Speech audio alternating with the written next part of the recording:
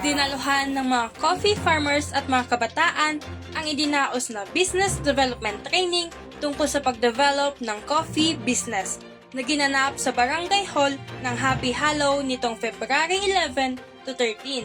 At ang matututunan namin dito is yun po, may improve yung marketing strategy, tapos mga bagong, basta about sa business development na mga inputs nila, and then maano yung quality ng product namin dito mag-i-increase.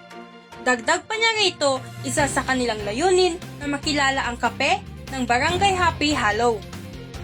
And hopefully in the future, it becomes a coffee tourism enterprise where people can come, experience the indigenous culture, see how they traditionally prepare their coffee, but at the same time be able to enjoy good quality coffee grown right here in Happy Hollow. Ang naturang training ay paghahanda ng Barangay Happy Hollow sa itatayong coffee upcycling facility kung saan kanilang susundin ang idea ng circular economy initiatives ng lungsod o Pansanopen Tayo. Sa ngalan ni Ace Martin, ako po si Mika Castro para sa PIO Baguio Balita.